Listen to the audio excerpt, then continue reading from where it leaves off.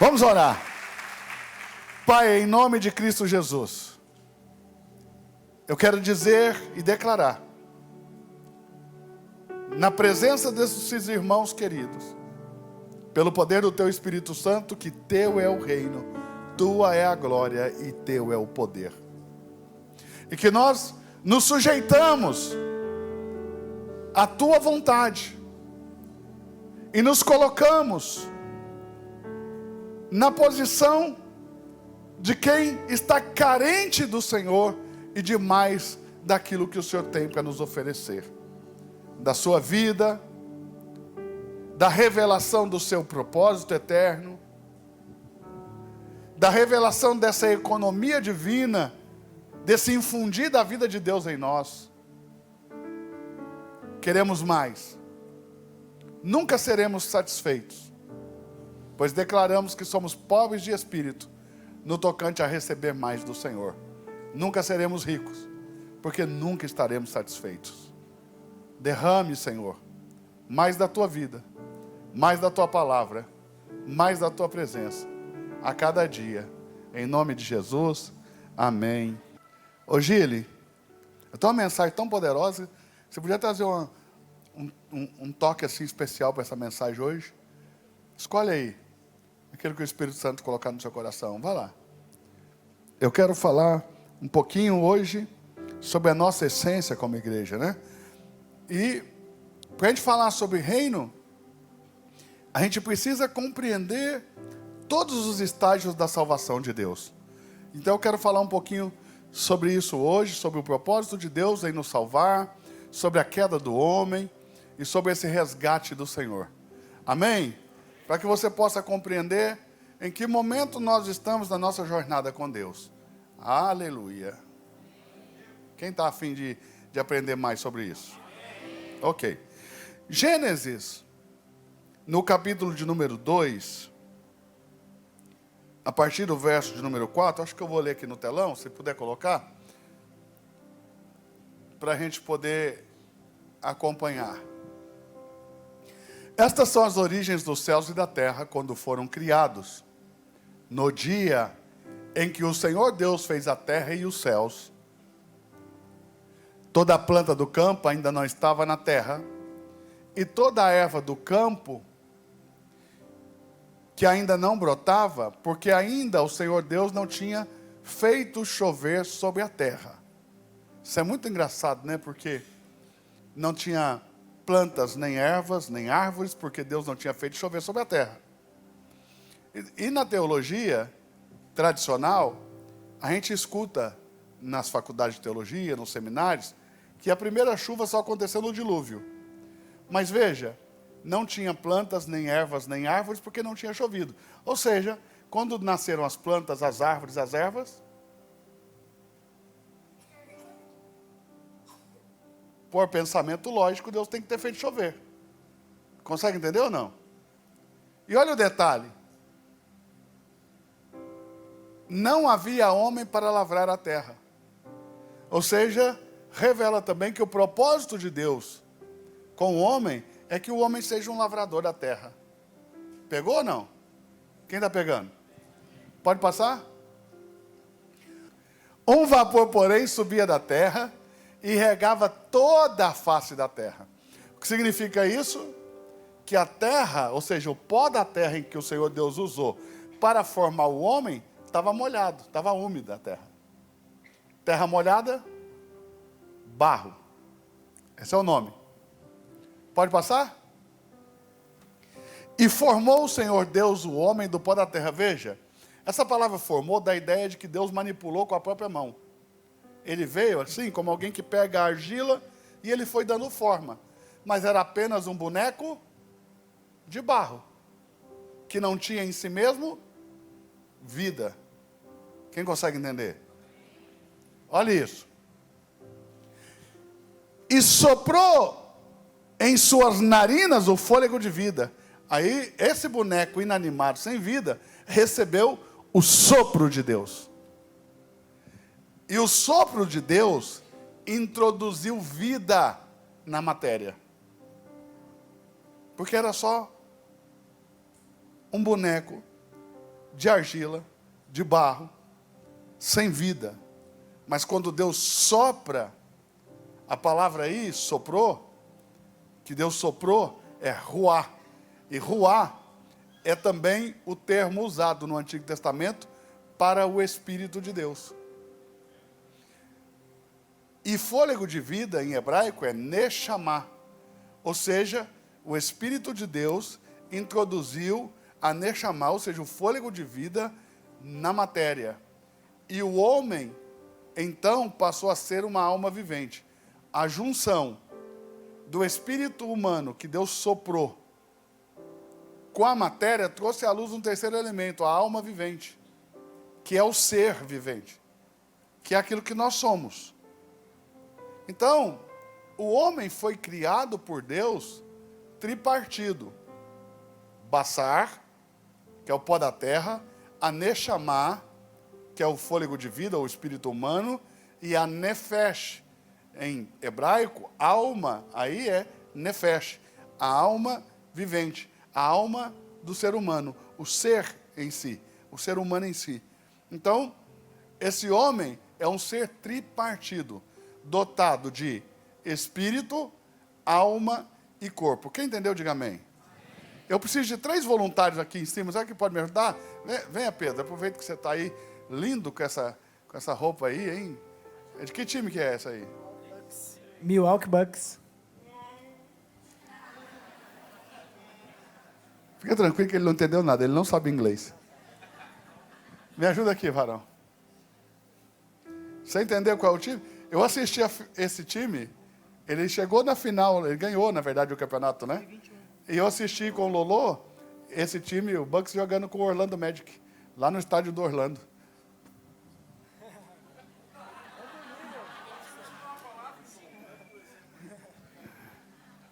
Tiago, você está bem? Nós vamos fazer o seguinte, ó.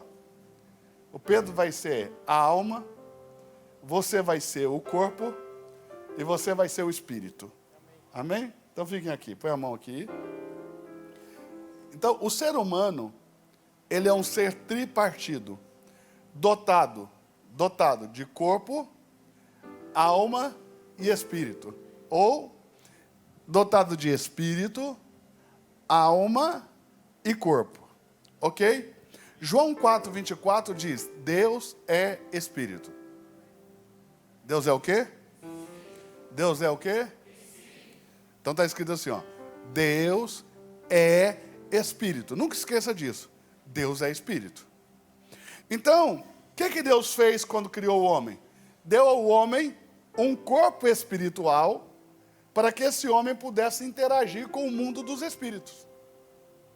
Então, como que Deus se conecta a esse homem? Pelo espírito. Consegue entender ou não? Então, o homem foi criado cheio de vida no seu espírito. Porque a vida de Deus estava no homem quando o homem foi criado. Quem consegue entender? Não da mesma maneira que nós a temos agora, com o novo nascimento em Cristo Jesus. Ok? Mas, de uma outra maneira, a vida de Deus estava presente, porque o homem fazia parte de um ecossistema de vida, dentro do jardim, simbolizado pela árvore da vida, e no homem não havia pecado algum. Então, não havia no homem nenhum tipo de mal. Consegue entender ou não? Ok. Esse homem também recebeu um corpo físico para interagir com o mundo físico, com o mundo natural. Aliás, obrigado. Lá em 1 Coríntios diz o seguinte: se há corpo natural, há também corpo espiritual. Por quê? Porque pela lei da existência de todas as coisas, que está lá em Hebreus 11:3, todas as coisas visíveis vieram das invisíveis. As visíveis são cópia, modelo, sombra e figura daquelas que eu não vejo. Então, eu vou te mostrar os textos. Abra, por favor, aqui, Hebreus 11:3. Hebreus 11:3, por gentileza. Está escrito assim: pela fé, entendemos que os mundos, pela palavra de Deus, foram criados, de maneira que aquilo que se vê não foi feito do que é aparente. Ou seja, pela fé nós cremos que pela palavra de Deus foram criados os mundos. Tem uma outra tradução que diz: pela fé nós cremos que pela palavra de Deus foi o universo formado. Ou seja, o universo e os mundos, a mesma coisa, porque o universo é constituído de dois mundos, um visível e um invisível. Está conseguindo entender ou não? Os mundos falam do mundo visível que eu posso ver e do mundo que eu não posso ver. Então, o universo ou os mundos foram criados pela palavra de Deus, nós cremos. Só que aquilo que eu vejo não foi feito do que é aparente, ou seja, aquilo que eu posso ver foi feito daquilo que eu não vejo. Ou seja, por que você está sentado nessa cadeira?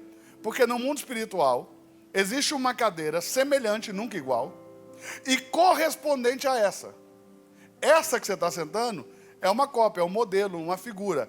É tipo e antítipo. O antítipo é o original, o tipo é a cópia. Ou seja, é a correspondência, é a semelhança. Está conseguindo entender? Diga amém. Então, o nosso corpo físico foi criado como uma sombra do nosso corpo espiritual. O que justifica que eu só tenho mão, dedos, pés, porque no mundo espiritual, no meu corpo espiritual é assim. Foi assim primeiro. Consegue entender? O homem não foi gerado primeiro na matéria. Primeiro ele foi gerado no espírito. Depois ele foi formado na matéria. Veja, primeiro Deus criou o homem, só depois Deus formou o homem. Se você pegar o capítulo 1 de Gênesis, você nunca vai ler a palavra formou, só a palavra criou. Porque o capítulo 1 de Gênesis é o mundo da criação, é onde Deus cria tudo. Mas no capítulo 2, você só vai ver a palavra formou. Porque aí Deus está formando, é o mundo da formação. No capítulo 1, Deus cria, no capítulo 2, Deus forma. O homem que Deus criou em Gênesis, no capítulo 1, verso 26 e 27, ele formou no capítulo 2, verso 7. É como se Deus tivesse um blueprint da criação. Consegue entender? Primeiro Deus fez todo o desenho, depois ele executou. Quem está pegando? Era importante que você falasse alguma coisa, não me olhasse com essa cara. Você está me dando até aceleração no coração. Ó, preste atenção nisso, preste atenção nisso. O homem, enquanto espírito, não foi criado como a matéria. Enquanto espírito, o homem foi gerado. Enquanto matéria, o homem foi criado. Então, na matéria, o homem é criação de Deus, é criatura. Enquanto espírito, o homem sempre foi filho. Porque Deus gerou o homem, assim como uma mulher gera um filho, no ventre. Está conseguindo pegar ou não? Olha para quem está do seu lado e diga assim: você tem origem. Você veio de dentro de Deus. Consegue entender? Aí você já vai conseguir entender por que Deus tem tanto cuidado como nós nos tratamos uns aos outros. Não é isso? Olha o que o Senhor ensina. Trate o seu próximo. Por que Ele tem esse cuidado todo? Porque todos nós viemos de Deus. Entende? Então o Senhor está querendo dizer para nós o seguinte: quando você vê alguém deitado lá na rua, na sarjeta, não passe por cima dele como se ele não fosse nada. Porque vocês dois têm a mesma origem. Vocês vieram do mesmo Deus. Quem está conseguindo entender? Consegue entender ou não? Quem pegou? Agora a parte mais difícil. O que o Senhor quer nos dizer com isso? Quando você tiver para matar alguém, de tanta raiva que esse alguém te fez, lembra que ele também veio de Deus. E acalma o seu coração. Quando a gente estiver no trânsito, entendeu? Que você quiser passar com o carro em cima de alguém, lembra que todo mundo veio de Deus. Quem entendeu, diga amém. Você vai observar na Bíblia toda que Deus tem cuidado de nos ensinar como nós devemos nos tratar. Exatamente por esse motivo, porque todos temos a mesma origem. Todos nós viemos de Deus. E mais, tá? Muito antes do que você pode imaginar. Deus não tinha formado nem o primeiro pó da terra e você já existia em Deus. Ou seja, você é carne nova, mas é alma velha. O que é isso? Significa que ainda que você tenha poucos anos de vida, na matéria, na carne, no espírito você é muito antigo. Quem pegou? Efésios capítulo 1, verso 4. Coloque aí. Segura aí, gente. Depois Deus o recompensa, cada um de vocês aí. Como também nos elegeu nele. Onde que Deus nos escolheu? Onde Ele nos escolheu? Ok. Está falando do Senhor Deus, que nos elegeu, que nos escolheu. Nele. Quando? Vê como você é antigo? Antes da fundação do mundo, você já existia em Deus. E antes da fundação do mundo, Deus já havia te escolhido. É só por isso que você está sentado aqui hoje. Porque você faz parte de um plano eterno de Deus. De um plano que Deus traçou na eternidade, não no tempo. Consegue entender? Antes que Deus fundasse a terra, você já existia nele. Nele você foi gerado. E nele você foi escolhido. Nele você foi escolhida. Quem pegou? Quem pegou? Quem pegou? Como também nos elegeu nele antes da fundação do mundo, para que fôssemos santos e irrepreensíveis diante dele em amor. Quem está conseguindo pegar? Então, enquanto espírito, você não é uma criatura. Você é filho. Deus te gerou. Por isso que quando diz o texto lá em Jó, em um dia em que todos os filhos de Deus se reuniram diante dele, veio também Satanás entre eles. Diga por quê? Porque Satanás é um espírito. E quando Deus ordenou, todos os meus filhos venham, Satanás teve que vir também. Porque enquanto espírito, ele também é filho. Rebelde, porque se rebelou. Condenado, porque foi condenado. Mas, como todos os demais espíritos, foram gerados em Deus. Deus é pai dos espíritos. É difícil, né? Mas é a realidade, né? Abre em Hebreus capítulo 12, por favor, verso de número 9. Hebreus 12, 9, vamos lá. Além do que, tivemos os nossos pais segundo a carne, ou seja, cada um de nós tivemos os nossos pais segundo a carne. Só Jesus, que foi colocado pelo Espírito Santo, né, no ventre de Maria. Jesus foi gerado dessa maneira, mais ninguém, tá? Então você tem o primeiro Adão, que foi gerado sem a necessidade de uma relação sexual entre um homem e uma mulher, e o último Adão, que é Cristo, que também foi gerado sem a necessidade de uma relação sexual entre um homem e uma mulher. Está conseguindo entender? Então você tem um primeiro e um último, significa que não tem mais. Todos os demais nasceram da maneira tradicional, com um papai e uma mamãe. Conseguiu entender ou não? E nós tínhamos os nossos pais segundo a carne, os quais nos corrigiam. Para que nós tínhamos pais? Para nos... Então, a Bíblia está dizendo que você tem pai para te corrigir. Quem pegou?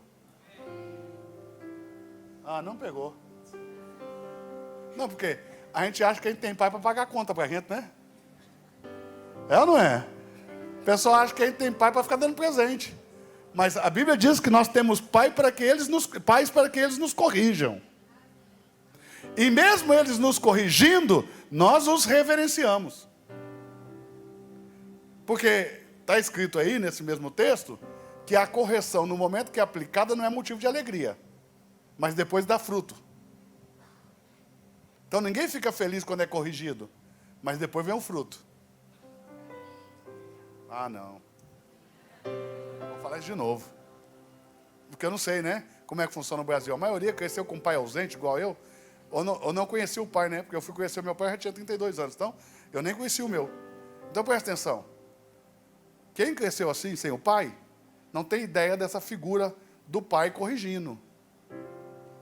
E a gente tem até uma certa dificuldade com Deus, quando nos é apresentado um Deus como uma figura masculina. A gente tem uma certa dificuldade, porque quem cresceu sem pai tem um monte de problemas aí dentro guardado, que a gente acha que não... Eu achava que não fazia falta. Até o dia que eu conheci o meu, né? A Priscila, minha esposa, era minha noiva, ela fez uma festa de aniversário surpresa para mim e levou ele. Quando ele veio por trás de mim, colocou a mão na minha cabeça e começou a orar, irmãos, o buraco que existia dentro de mim apareceu. Era um abismo. Entende? A presença paterna define muita coisa na nossa vida. E a ausência dela gera muitas debilidades na nossa vida. Está conseguindo entender ou não? Então a gente não consegue entender que a correção não é boa quando é aplicada, mas gera frutos. Está conseguindo entender? Então, se nós temos pais que nos corrigem segundo a carne e nós os reverenciamos, olha como está escrito: não nos sujeitaremos muito mais ao Pai dos Espíritos para vivermos? Então Deus é Pai dos? Deus é Pai dos? E por que Deus é Pai dos Espíritos? Porque Deus gerou nele. Consegue entender? Você foi gerado dentro de Deus. Deus... Não, você não está preparado para ouvir isso. Deus te escolheu antes da fundação do mundo, nele. Porque nesse tempo Deus te conheceu. Deus só te escolheu porque te conheceu. Nem você se conhece ainda. E Deus já te conhece. Nem você consegue acreditar em você, porque nem você consegue se ver da maneira que Deus te viu. O que você ainda não é, mas será, porque Deus viu, e só por isso te escolheu. A Bíblia diz que Ele primeiro nos conheceu, e porque nos conheceu, nos predestinou. E depois de haver nos predestinado, ou seja, marcado, predestinar é isso. Aqueles que Ele conheceu, Ele marcou. Então você já nasceu marcado. Ah não, fala alguma coisa, pelo amor de Deus. Cutuca essa pessoa que está do seu lado e me ajuda a pregar e diga: você já nasceu marcado. Você já nasceu marcado. Você já nasceu predestinado. Você nasceu marcado. Olha como está escrito: porque Ele de antemão nos conheceu, e aqueles que Ele conheceu de antemão, predestinou, e aos que predestinou, chamou. Você só ouviu o chamado porque já nasceu marcado. Então quando você ouve a voz do Evangelho, você vem. Por quê? Porque Ele te conheceu, Ele te marcou, Ele te separou. E quando você ouve, você não sabe explicar, mas você se sente atraído por uma graça irresistível. E você entende que você não é capaz de vencê-lo. E aí você se rende a esse chamado. Vou falar de novo. Você se rende a esse chamado, porque você não é capaz de vencê-lo. Consegue entender ou não? E aí Ele te chama, e você sabe que você não está apto para isso, porque nem você mesmo acredita que você é digno de estar aqui. Você sabe que eu conheci muita gente que não vem na igreja porque não se sente digno. Eles falam assim: quem sou eu para me aproximar de Deus? Consegue entender? Mas essa aproximação não se dá porque você é santo.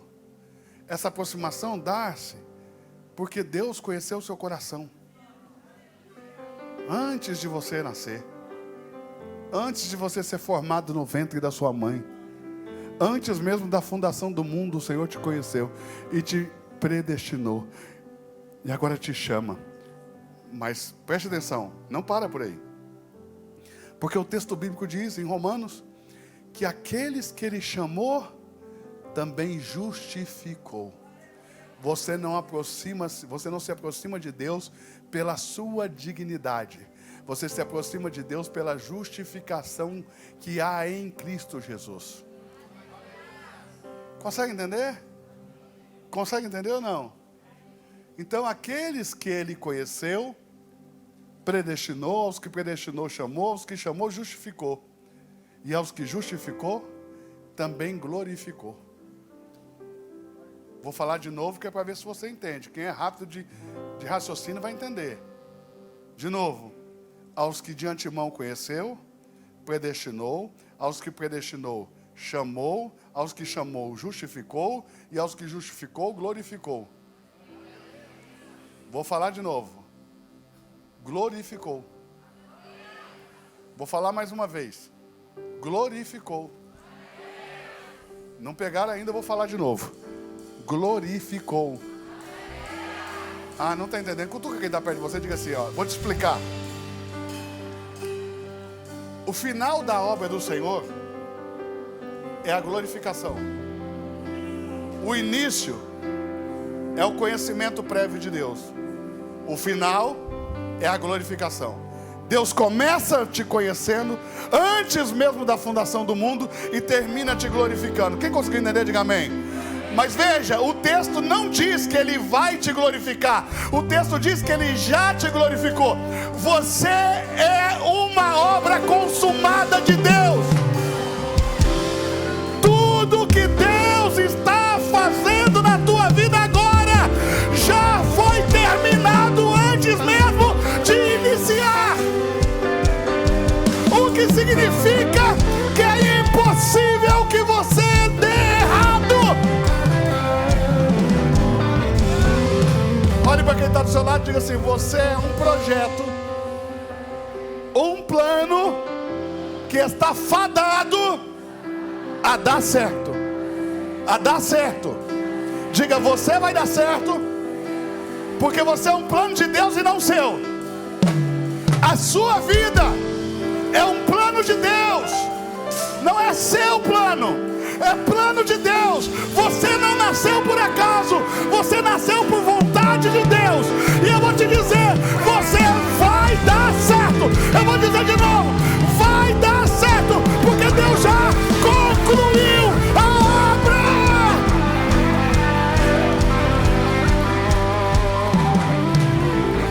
Igreja é uma obra consumada de Cristo. Pessoas são a igreja. E você é uma obra consumada de Cristo. Você já está glorificado diante de Deus. Deus já terminou a obra que você está vivenciando agora. Vivemos em ambientes diferentes. Deus numa dimensão atemporal e nós numa dimensão do tempo. Então aqui no tempo parece que as coisas ainda estão acontecendo, mas lá diante de Deus já está tudo pronto. Vou falar de novo. Aqui para nós parece que as coisas estão acontecendo, mas lá diante de Deus já está tudo pronto. Você consegue entender? Por isso que Deus fala: tranquilize-se, acalme-se. Tem um texto que eu amo muito, que diz assim: aquietai-vos, aquietai-vos, e sabei que eu sou Deus. A nossa ansiedade é o puro desconhecimento do futuro, mas Deus está te revelando. Tem crente que fica lendo horóscopo.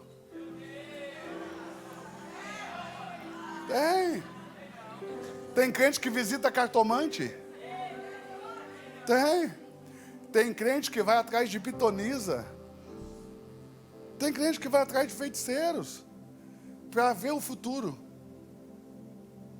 Não entendeu nada o santo. Diga por quê. Porque a Bíblia diz assim, ó: quer saber do seu futuro? Pergunte a Deus, que faz saber o fim de todas as coisas no início delas. Vê? Então, em vez de você ler a mão, dobre o joelho.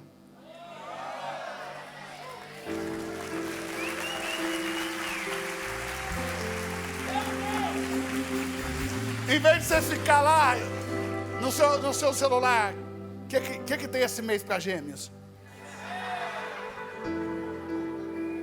Como é que vai ser a lua para Libra? Dobre o seu joelho e pergunte ao Senhor: como será o meu futuro? Que Ele vai te dizer: o seu futuro só tem um resultado, a glorificação. O fim da sua vida é a glorificação. Porque Ele te conheceu, te predestinou, te chamou, te justificou e te glorificou. Quem pegou? Quem pegou? Glória a Deus por isso. Você pode dar glória a Deus por isso?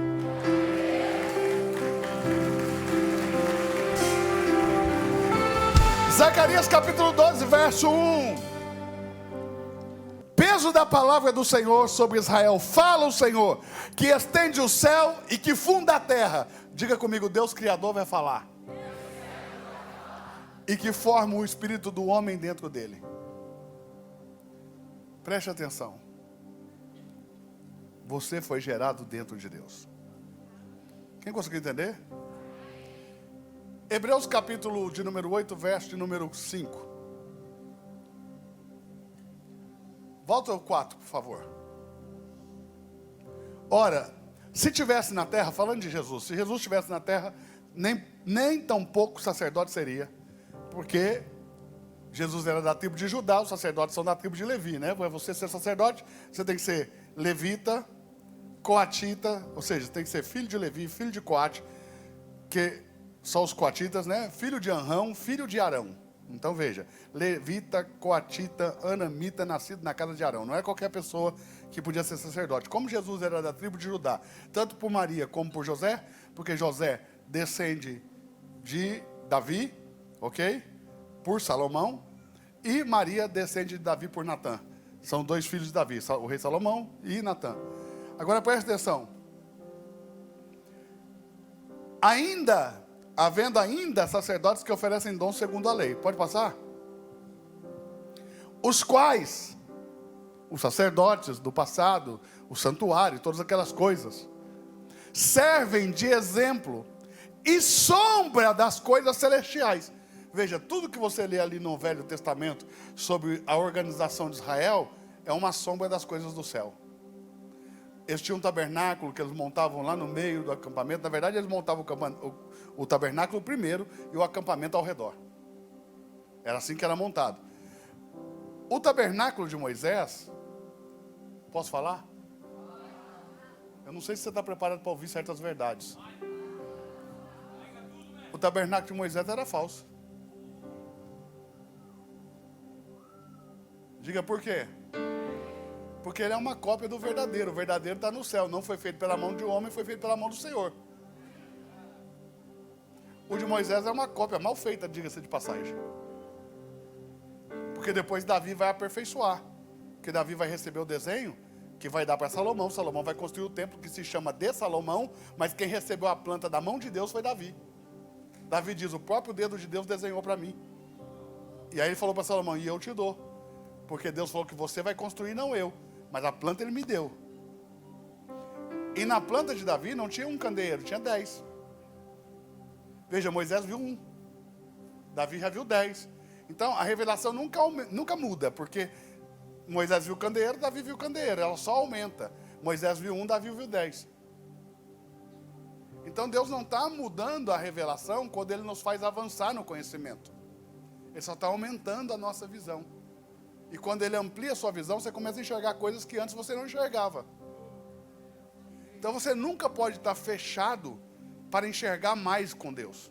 Porque Deus sempre quer te revelar mais. Você está conseguindo entender? Deus sempre quer ampliar a nossa visão. Cutuca quem está do seu lado e diga assim, abre a visão, irmão. Deus quer te dar mais. Assim como Moisés também foi avisado, estando para acabar o tabernáculo, porque foi dito, olha, fazei tudo conforme o modelo que no monte se te mostrou. Então tinha um modelo, o dele é a cópia, entende? Verso 1 desse mesmo capítulo 8, joga aí para mim. Ora, a suma do que temos dito, o mais importante do que temos dito, é que temos um sumo sacerdote tal, que está assentado nos céus, à destra do trono da majestade. Pode passar. Ministro do santuário e do verdadeiro tabernáculo. Está aí, ó. Está vendo? Deus não só fala e esfrega na nossa cara, veja. E do verdadeiro tabernáculo, o qual fundou o Senhor, e não o homem. O de Moisés é falso. O verdadeiro é o que o Senhor fundou. Então, da mesma maneira é tudo. Tudo que tem na terra é sombra das coisas que tem no céu. Então, veja, a minha sombra... Não, eu estou falando, gente. Calma aí. A minha sombra, ela não é igual, mas ela é semelhante. ela é correspondente. Ou seja, se eu movimento aqui, movimenta lá. Ó. Consegue entender? O mundo espiritual é igual. Qualquer movimentação lá gera reação aqui. Quando nós oramos, nós ativamos coisas lá. Quando as coisas se movem lá, gera reações aqui. Porque aqui está a sombra daquilo que lá... Consegue entender? Então tudo que você quer conquistar ou mover, primeiro você move lá, depois a reação é aqui. Por que a gente não consegue? Porque a gente sempre faz esforço, e muito esforço, para mover aqui. E é o céu que governa a terra, não é a terra que governa o céu. Tem hora que dá preguiça, pô. Vou falar de novo. É o céu que governa a terra, e não a terra que governa o céu. Quando nós aqui nos colocamos de acordo sobre alguma coisa e oramos juntos, então, lá no céu, as coisas se movem. Consegue entender ou não? Ó, tudo que ligardes na terra terá sido ligado no céu. Tudo que desligardes na terra terá sido desligado no céu. No céu tudo acontece primeiro. Consegue entender? O que você ainda não está vendo na sua vida, no mundo de Deus, já aconteceu. Entende?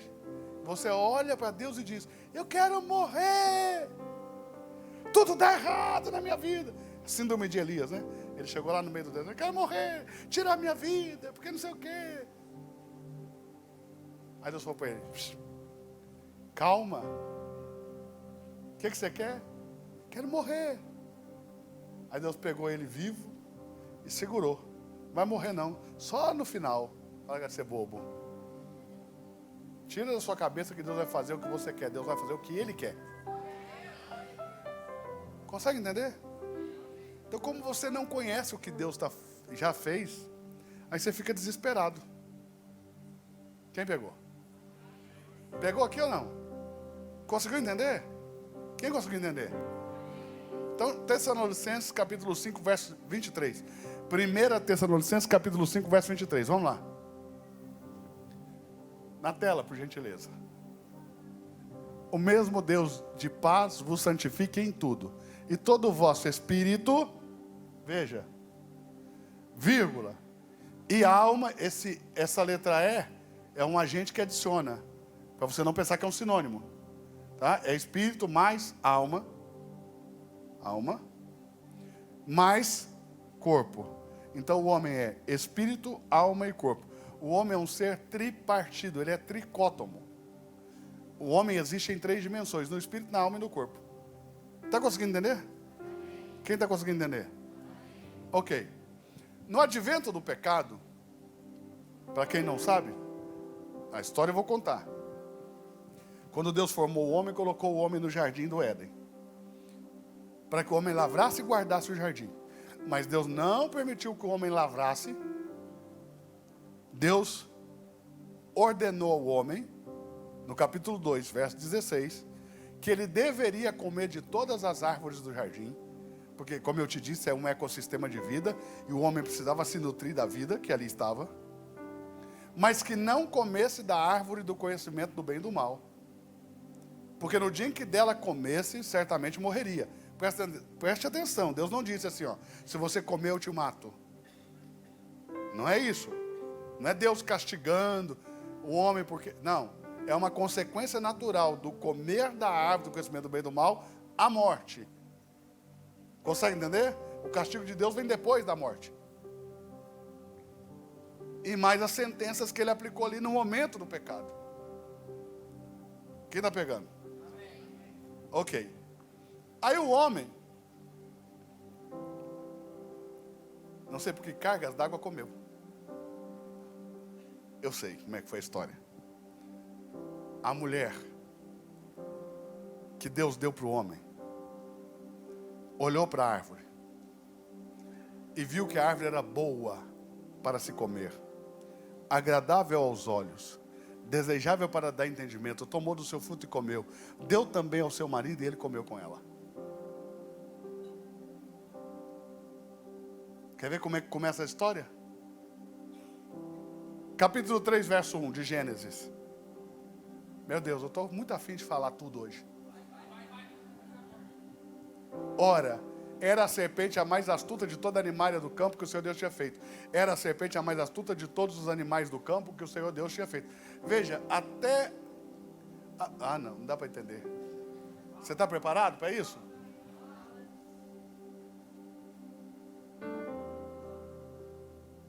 O diabo vai usar a serpente para falar com a mulher. Vai ou não vai? Vai ou não vai? Mas veja a característica da serpente. O que ela é? Não é astuta. Ela é a mais astuta. Então veja, até o diabo para usar alguém procura um diferencial. Por que Deus tem que usar qualquer um? Põe na sua cabeça, se Deus te usa, você não é qualquer um. Você foi eleito desde antes da fundação do mundo. Põe na sua cabeça. Ora, era a serpente a mais astuta de toda animalha do campo que o Senhor Deus tinha feito. Essa disse a mulher, é assim que Deus disse? Não comereis de toda a árvore do jardim? Veja a pergunta do diabo. Aqui fica algumas questões, tá? Primeira questão, Tomate. Por que o diabo não perguntou essa mesma pergunta para Adão? Porque Deus tinha falado com Adão. E talvez ele deve ter pensado que Adão não deveria ter passado a informação correta. Você achou que ele era só músico?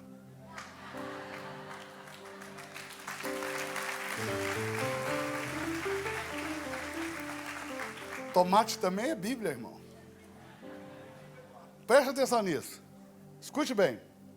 Quando Deus deu a ordem, Gênesis capítulo 2, verso 16, vamos lá. Ordenou o Senhor Deus ao homem. A quem ele ordenou? Ao homem. Diz ao homem e à mulher? Não, diga por que não. Porque a mulher não tinha nem sido formada. Quando Deus deu a ordem, só estava o homem na terra. A mulher vai ser formada. Olha o verso 21. Então o Senhor Deus fez cair um sono pesado sobre Adão. E este adormeceu e tomou uma das suas costelas e cerrou a carne em seu lugar. Vai lá. E da costela que o Senhor Deus tomou do homem, formou uma mulher. E veja, ela não estava formada. Quando Deus deu a ordem, a mulher ainda não estava na terra. Consegue entender? Então, por que o diabo fez a pergunta para ela e não para ele? Porque o diabo percebeu que ela não tinha precisão naquilo que Deus tinha dito. E quem que o diabo vai atacar? Quem sabe o que Deus falou? Não, vai atacar quem tem dúvida sobre o que Deus disse. Todas as vezes que o diabo perceber que você não sabe direito o que Deus falou, ele vai te atacar. Olha a conversa dele. Volta lá na conversa. Capítulo 3, verso 1. Olha isso. É assim que Deus disse? Não comereis de toda a árvore do jardim? Veja. Então, ou seja, a falta de precisão sobre o que Deus disse gera morte. Olha como está escrito. O meu povo morre porque lhes falta. Conseguiu pegar? Quem conseguiu pegar? Então você tem que saber o que Deus falou. E aí, para você saber o que Deus falou, você tem que parar só de ficar escutando o pregador e ir lá para o texto bíblico. Para ver o que o texto diz quando o pregador fala. Porque se não for a mesma coisa, você fica com a Bíblia. Quem pegou? Quem pegou? Pode passar? Disse a mulher à serpente, ela vai responder. Ela vai responder. Ela se sentiu preparada. Ela não falou, deixa eu chamar Adão. Veja, ela é independente desde o Éden. Vou resolver a parada, deixa comigo.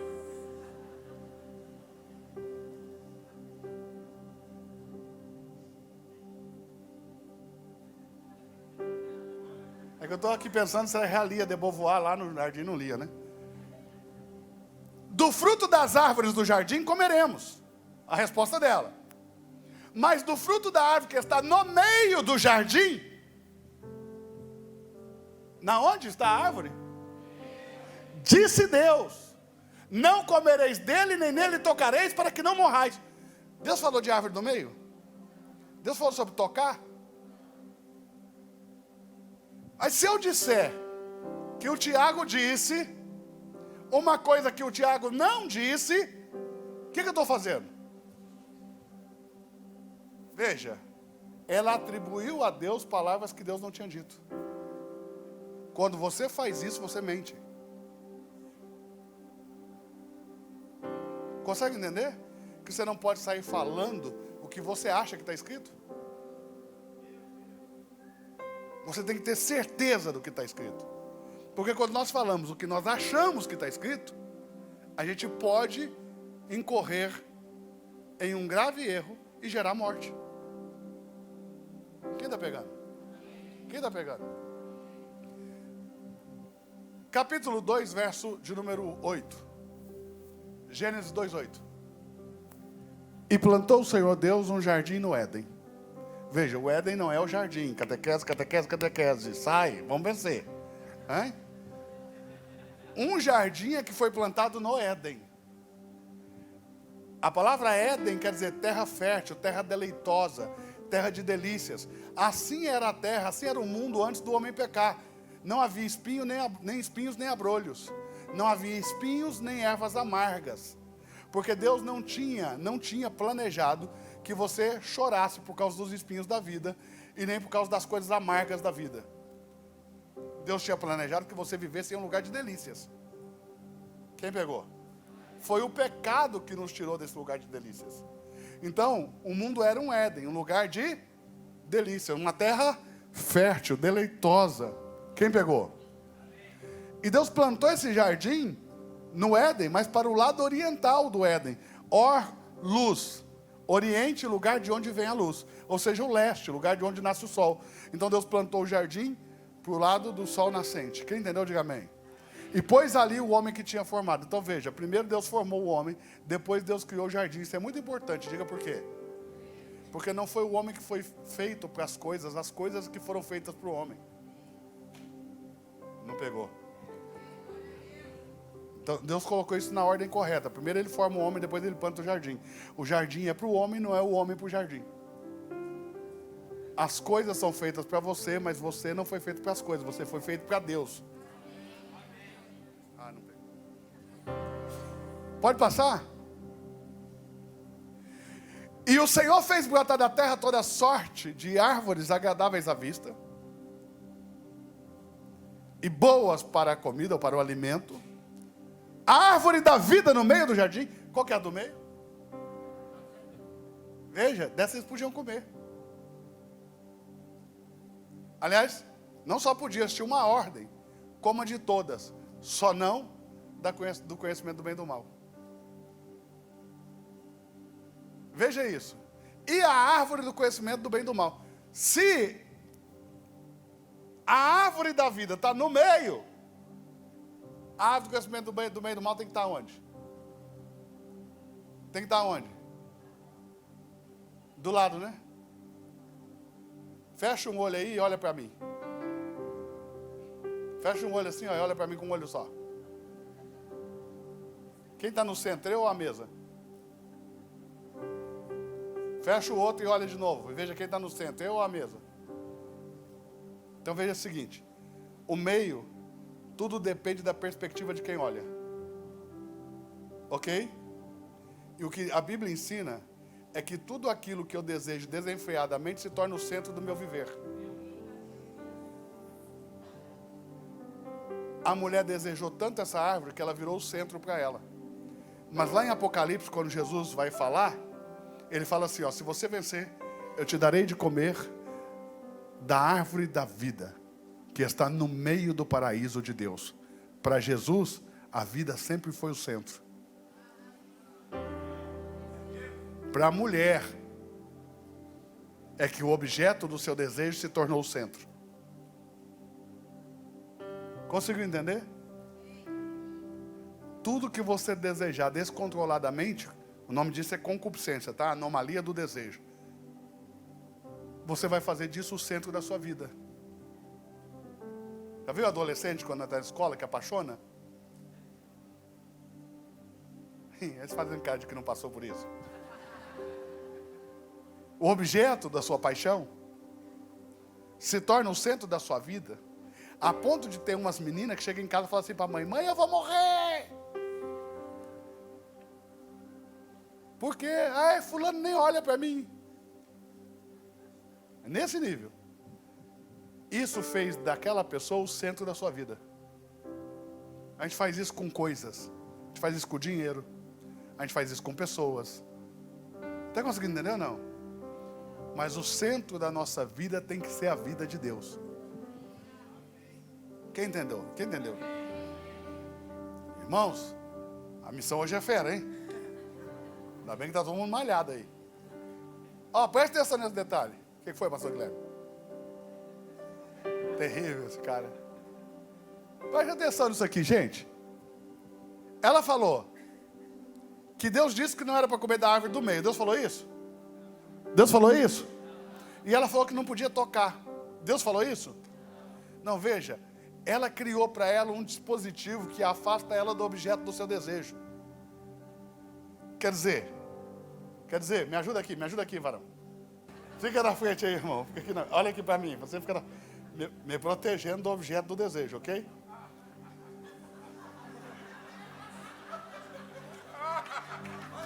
Gente, é um teatro, gente. Pelo amor de Deus. Eduardo. Meu xará.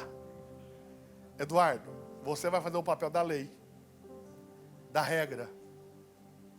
Não existia lei. Não existia regras. A não ser a ordenança principal e primária. Comer de todas as árvores, não comer da árvore do conhecimento do bem e do mal. Ponto. O resto tinha que ser o fluir natural da vida de Deus em nós, o nosso estilo de vida. Consegue entender? A partir do momento que eu desejo algo que é proibido, e eu quero muito o que é proibido, e eu me aproximo do que é proibido, e eu posso tocar no que é proibido, está fácil de eu cair. Quem conseguiu entender? Então agora que eu já não consigo controlar o meu desejo, eu tenho que criar algo que me distancie do objeto do meu desejo. E aí nascem as leis, as regras. Quanto mais caído nós estamos, mais regras precisamos. Porque são essas regras que nos afastam do ponto principal de interesse, que é o objeto do desejo. Quem conseguiu entender? Então veja bem, quem é mais antigo na igreja aqui, lembra que antigamente na igreja, muito antigamente, deve ter uns 30 anos atrás, a gente tinha que fazer um esforço danado na igreja para o pessoal namorar. Entende? Porque o pessoal era muito tímido, muito acanhado, os crentes. Era muito, cheio de cuidados. Tinha que fazer uns acampamentos, uns negócios, ficar empurrando um para o outro para ver se dava certo. Na modernidade, nos últimos anos, muitas igrejas proibiram o namoro. É só corte. O que é a corte? É o velho namoro com vela? Não tinha uma vela? É aquilo. Sempre tem que ter alguém junto, acompanhando. Por quê? Os anos foram passando e a gente parou de acreditar que uma pessoa pode namorar e chegar virgem ao altar. Como a gente não acredita mais nisso, a gente coloca alguém para ficar cuidando. Consegue entender? E a gente pega e iguala o caráter de todo mundo como se todo mundo fosse igual. Eu tenho amigos, por exemplo, que eles não são nem cristãos. E casaram virgem ambos. Entendeu ou não? Então tem gente que consegue. Não dá para passar uma régua para a mesma régua e medir todo mundo igual. Consegue entender ou não? Tem gente que teve boa criação, boa formação, e vai fazer as coisas direito, porque foram ensinados a fazer as coisas direito. Tem gente que não foi ensinado, faz do jeito que dá na cabeça e ponto. Mas veja isso. A partir do momento que o objeto do meu desejo ganha força em mim, a ponto de eu não me controlar, eu vou criando mais barreiras. Coloque. Mais barreiras. Veja. Então, isso é lei, mandamentos, tradições. Consegue entender? A tradição me afasta da lei. A lei me afasta do objeto do meu pecado. Aliás, a lei é a última muralha entre eu e o meu pecado. E os mandamentos me dirigem para o lugar correto. Mas veja bem, preste atenção.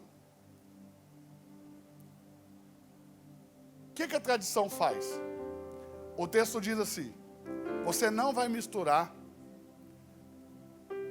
o leite da cabra com a carne da sua cria. Ponto, é isso que está escrito. O que a tradição faz? Aonde tem leite não tem carne. Aonde tem carne não tem leite. É assim em Israel. Se você vai em um restaurante que serve algum derivado de carne, não tem nada que deriva do leite. Se você vai num restaurante que tem derivado de leite, não tem nenhum derivado. É assim lá em Jerusalém. Você vai em restaurante lá, você vai comer lá, vai ser desse jeito. Onde, né? O Alex é israelense, pode te falar. Onde tem carne, é só carne, onde tem os religiosos, né?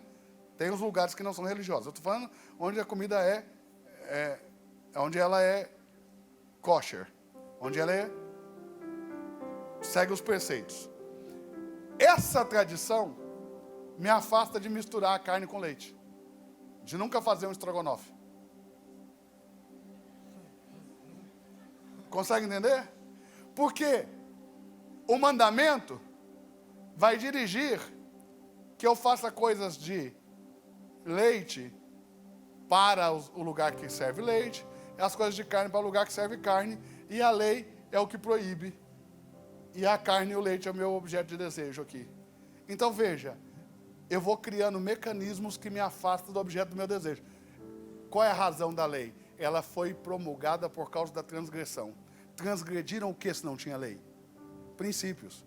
Toda vez que eu quebro um princípio, se faz necessário uma lei. Eu jogo lixo no chão. Alguém tem que pôr uma placa, proibido jogar lixo no chão. Se eu nunca jogasse o lixo no chão, essa placa seria desnecessária. Porque, por princípio, o lixo fonoaudiólogo urgente, né? Se joga no chão ou no lixo? Aonde que se joga? Então, se eu guardo o princípio, a placa se torna desnecessária. É dessa maneira que Jesus te colocou sobre a lei. Ele te devolveu os princípios, fazendo que aquelas leis escritas se tornem desnecessárias para você.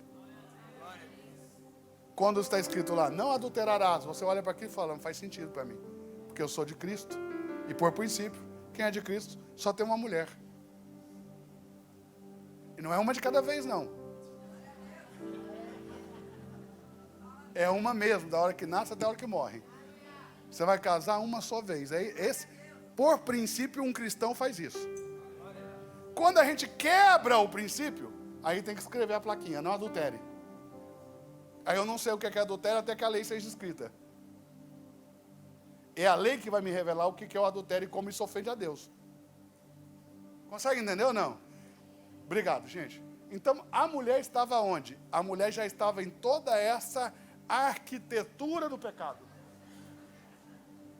Essa engenharia do pecado. Veja, o pecado não aconteceu assim. Pum. Tem toda uma engenharia para o pecado acontecer. Olha isso. Gênesis capítulo 3, verso 6. Gênesis 3, 6, por favor. Olha lá. E viu a mulher que aquela árvore era boa para se comer. Como que eu vou saber se algo é bom para comer se eu nunca experimentei? Presta atenção. Você pega uma fruta que você nunca viu, que você nunca comeu, e chega e mete a boca? É assim que você faz? O que você faz primeiro? Primeiro você olha. Se a aparência for ruim, já te desmotiva, não é? Se não é bonito, por exemplo, você olha um kiwi, dá vontade de comer?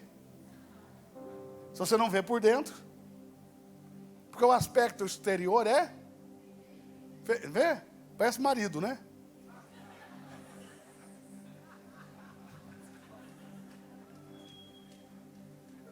Priscila disse que eu sou bonito por dentro. Calma aí. Kiwi, é o marido kiwi. Agora entenda isso. Quando você olha, você não tem vontade. Agora, se é bonito. Por exemplo, quando você olha para uma maçã, já não dá vontade de comer? Hã? Porque é bonito. Então, quando é bonito, agrada os seus olhos, né? Tudo aquilo que agrada os seus olhos. Então, veja bem. Primeira coisa, você olha. Depois, cheira. Porque se não é cheiroso, se não é perfumado, se o aroma não é bom, te desencoraja a morder. Mas aí você faz o quê quando você vai comer uma fruta que você nunca comeu antes? Você dá uma mordidinha de leve, sente o sabor. Se o sabor não é bom, você reabandona a mordida, você não termina. Mas se é bom, você termina. Então, qual foi o problema da Eva aqui? Ela pegou o fruto. E ela viu que o fruto era bom para comer. Ou seja, que agradava o paladar. Como é que eu vou saber que isso agrada o paladar se eu não trouxer a boca? Está pegando? O que eu estou te dizendo é que literal ou figuradamente, ela flertou com aquilo que era proibido. Entende ou não? Ela avançou o sinal. E aí ela viu que era bom. Porque a árvore não é do mal, senão ninguém comeria. Ela é do bem e do mal. E todo mundo busca o bem que está no mal. Ninguém quer o mal por si só. Por exemplo, ninguém faz sexo sem casar para ser mãe solteira. Só está buscando o prazer da relação sexual. Ser mãe solteira é a parte ruim. Que depois se torna boa. Não estou falando nada contra, imagina, eu sou filho de mãe solteira, então não posso estar falando mal disso. O que eu estou querendo te mostrar é que depois a pessoa vai entender que essa é uma consequência que não é legal, porque seria muito mais fácil se fosse dentro do padrão normal que Deus determinou. Ninguém cheira cocaína porque quer se tornar um viciado, morar na rua, ficar sujo, sem dinheiro, perder família. Ele só quer o prazer da viagem, da onda. Entende? Toda coisa ruim tem um lado bom. E quando as pessoas fazem essas coisas ruins, elas estão buscando a coisa boa que está naquilo que é ruim, entendeu? Então a árvore é do bem e do mal. As pessoas buscam o bem que está no mal. Se ela fosse do mal, ninguém ia querer. Mas ela é do bem e do mal. Então eu quero o bem que está no mal. Quem pegou? Está pegando aí ou não? Ela mordeu o fruto. Porque ela desejou tanto, que ela sim descobriu que era boa para comer. Então, olha a regra que ela criou, que ela não podia tocar. Não foi Deus que falou isso, foi ela que falou para ela mesma. Tem coisas que você fala para você mesmo para te afastar daquilo que você quer.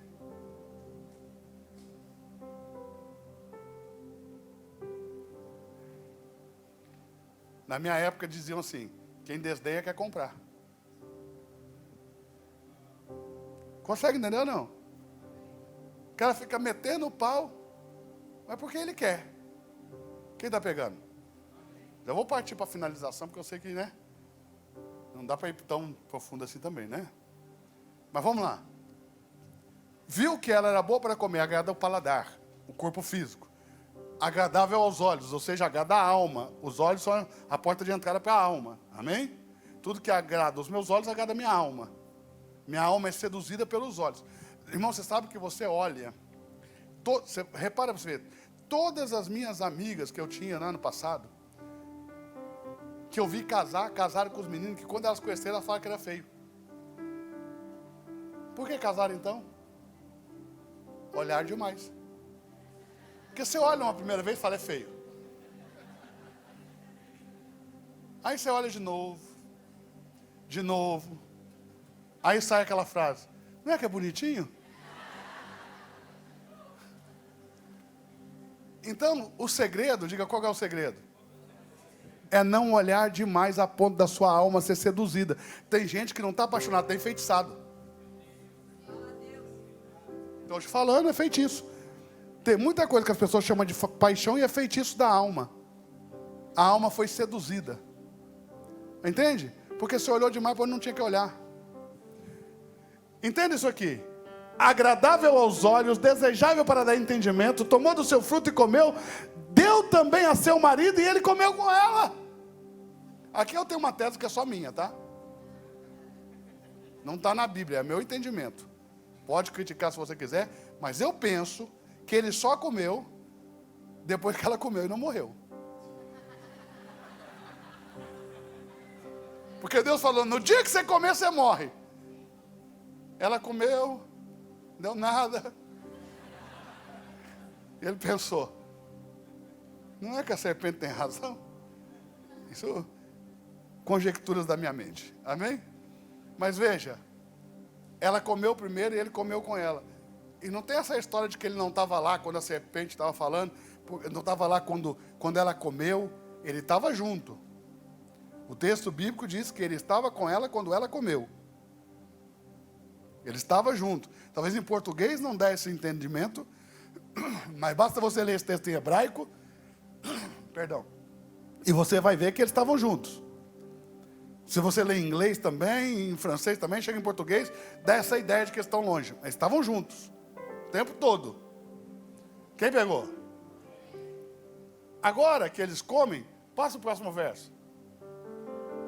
Foram abertos os olhos de ambos, conheceram que estavam nus, colheram para si folhas de figueira e fizeram para si aventais. É isso que você pensa que aconteceu. Mas quando eles comeram, aconteceu muitas outras coisas. Porque a queda do homem resultou em múltiplas consequências. Não em uma consequência. Múltiplas consequências. Quem pegou? Quem pegou? Qual é a primeira consequência? Satanás se auto-injetou para dentro do homem. A natureza de Satanás entrou na alma do homem, no corpo do homem. E o espírito do homem morreu imediatamente com o pecado. Quando Deus diz, no dia em que comer certamente morrerás, no dia em que ele comeu, ele morreu espiritualmente. Porque a morte começa do mesmo modo que a vida. A vida começou no espírito antes da matéria. A morte também começa no espírito. E agora a morte da alma é um processo gradativo. E a morte do corpo também. Ou seja, como que a alma morre? Se distanciando cada vez mais do caráter de Deus. Ou seja, quando o homem pecou, ele se tornou desobediente. Um pouquinho mais à frente, ele se torna homicida. Porque Caim mata Abel. Agora o homem é desobediente e homicida. Consegue entender ou não? Um pouquinho mais à frente, ele se torna polígamo. Porque Lameque tem duas mulheres, uma para dar prazer e outra para dar filhos. Então agora o homem é desobediente, ele é homicida e ele é polígamo. E aí vai, o caráter do homem vai se degradando e se distanciando do caráter de Deus. Essa é a morte da alma. Todos os dias nossa alma está morrendo. Consegue entender? E o corpo em um processo de envelhecimento, de autodestruição, até a morte física. Até a paralisia de tudo. Para os órgãos, para tudo funcionar. Você viver muito, ficar muito velhinho, tudo vai parar de funcionar uma hora. Aí, o que parar primeiro vai dizer se te mata logo ou se vai te matando aos poucos. Entendeu? Porque tem coisa que vai parar, você vai conseguindo dar um jeito. Mas na hora que para os principais órgãos, aí não tem mais o que fazer. Quem conseguiu entender? Então o homem está num processo de morte. Essa é a condição do homem. Agora a natureza demoníaca está nele. A natureza, presta atenção, o diabo vai para dentro do homem como natureza. Então esse homem caído, ele tem a mesma natureza de Satanás. Pegou? Que não tem ninguém bonzinho. Todo homem sem Deus está ainda na sua natureza caída. Ele tem a mesma natureza de Satanás. Agora Deus precisa resgatar esse homem. O que Deus vai fazer? Deus vai se infundir no homem. Deus vai entrar dentro do homem. Aonde? No espírito que estava morto. Deus vai dar vida de novo. Esse é o novo nascimento no espírito. O espírito de Deus vai se unir ao seu espírito. O texto diz amalgamados, serão unidos de uma maneira tão profunda que os dois serão um.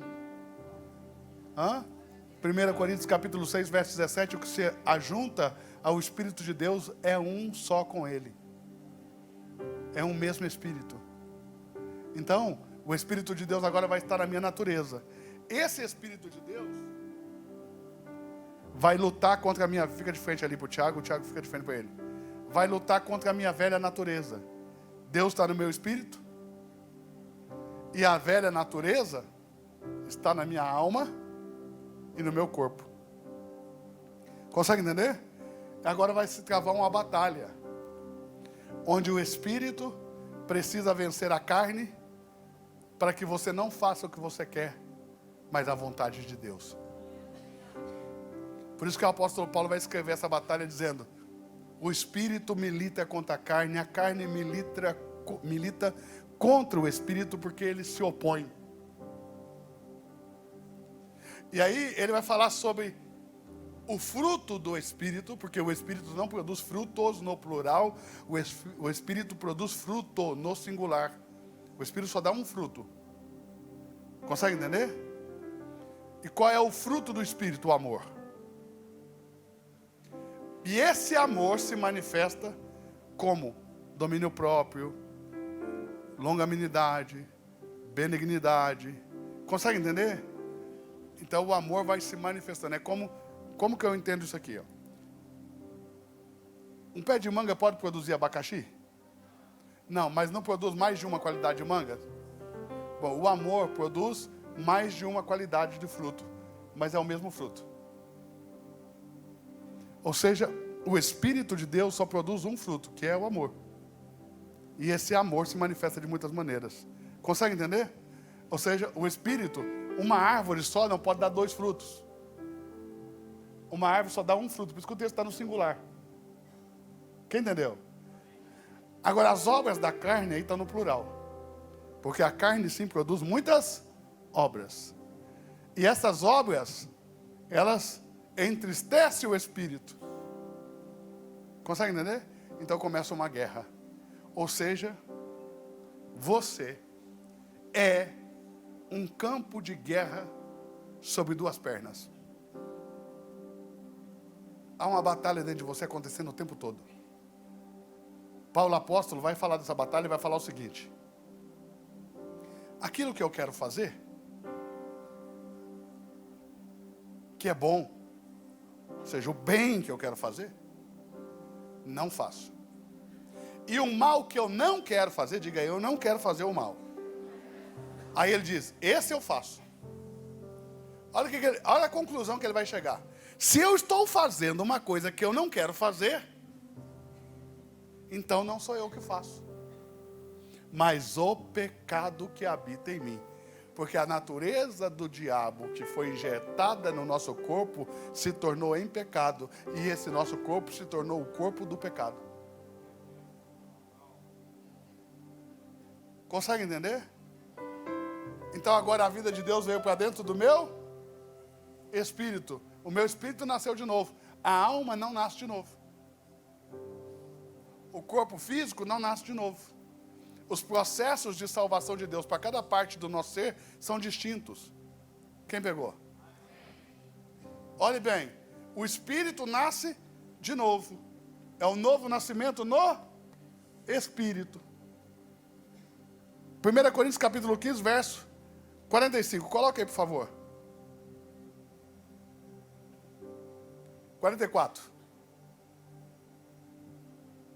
Semeia-se corpo natural, ressuscitará corpo espiritual.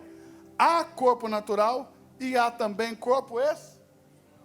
Outra tradução diz: semeia-se em corpo natural, animal, mas se colhe em corpo espiritual.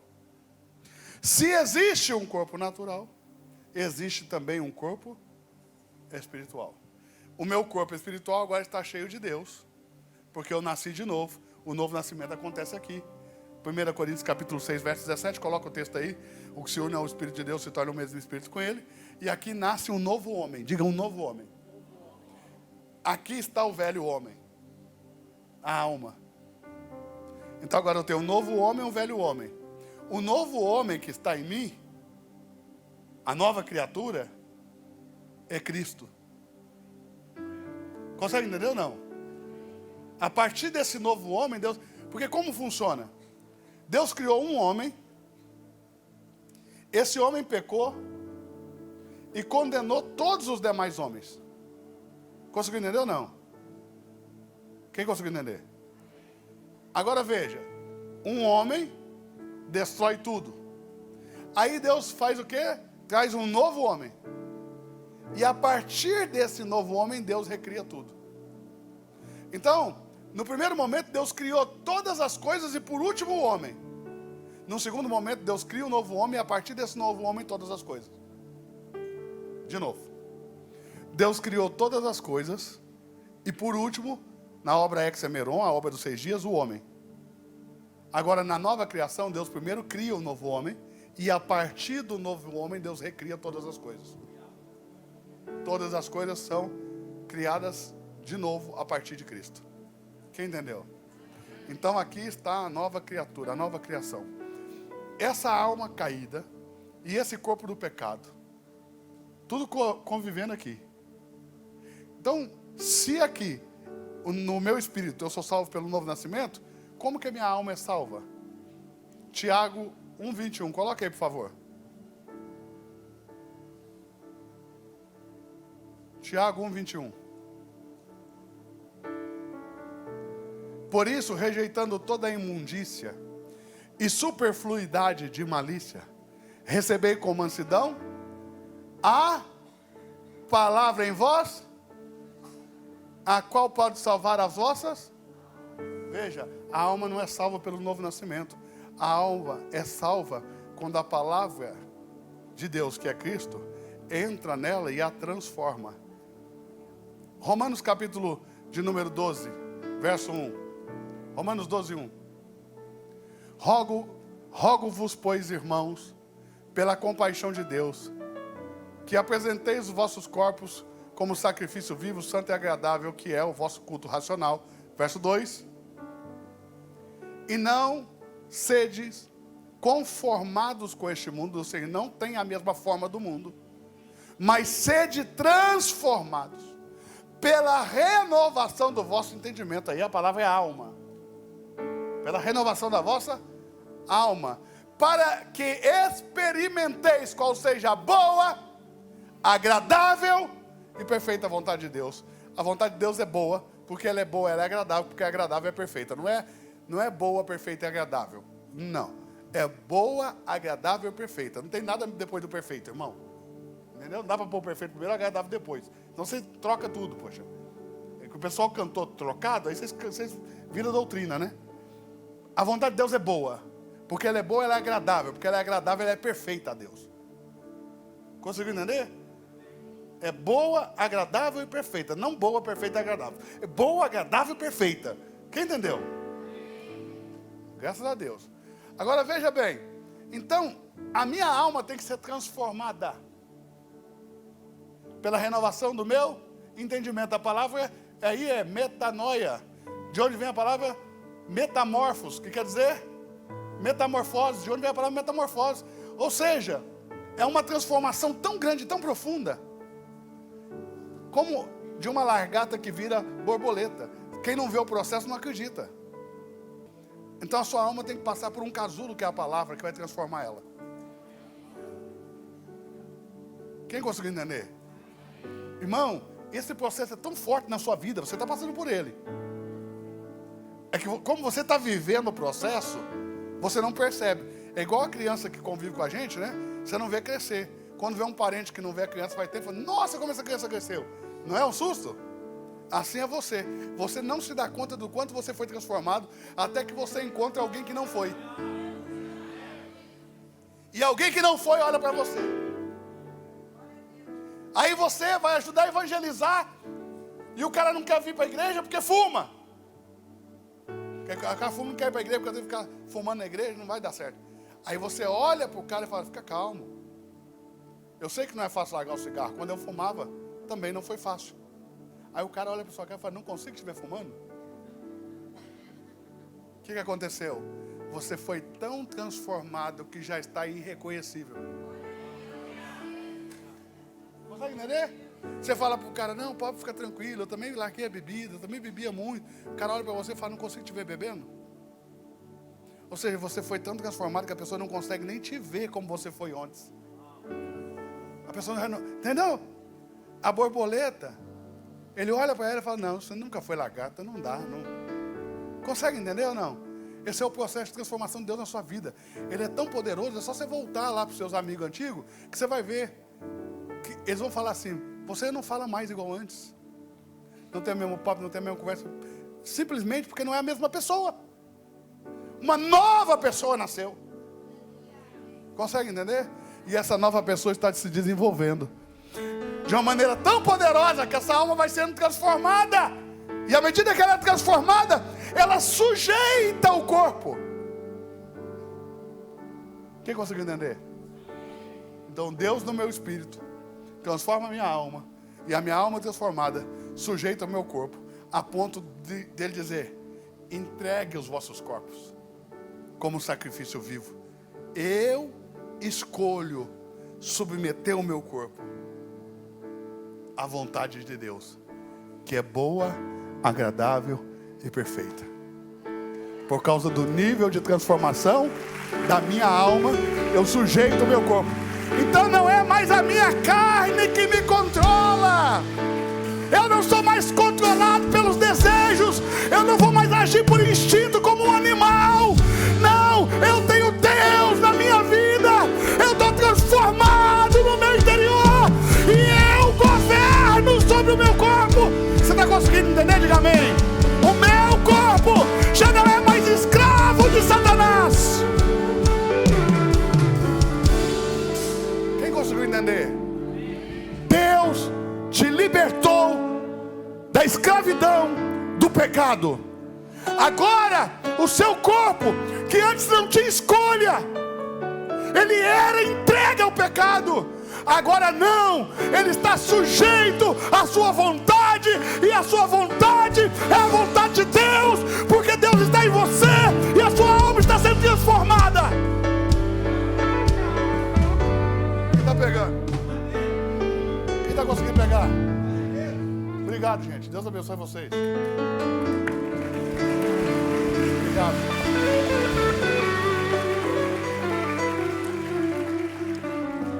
Meu Deus, é tanta coisa para falar, mas nós temos que ir embora.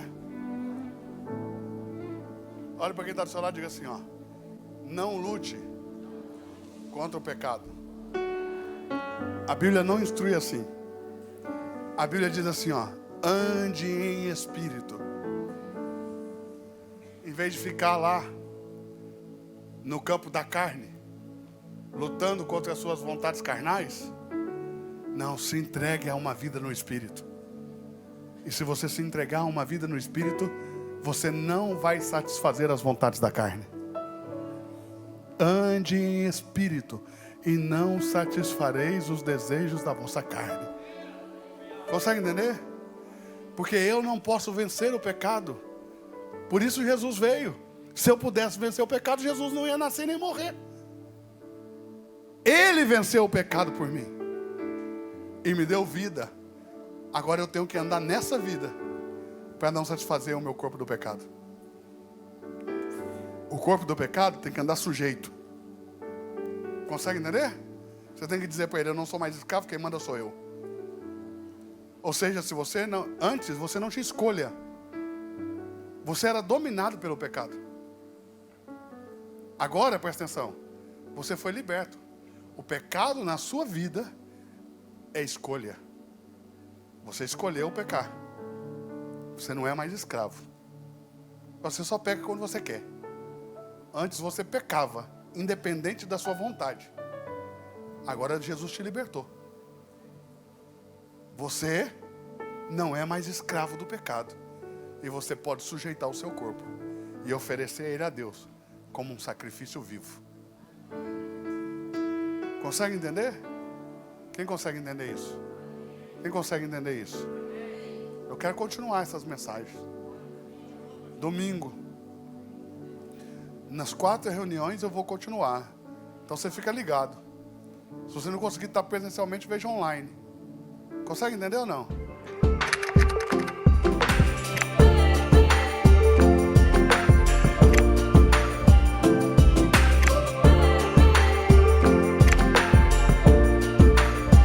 quero que você pare agora, se inscreva nesse canal e faça parte dessa comunidade.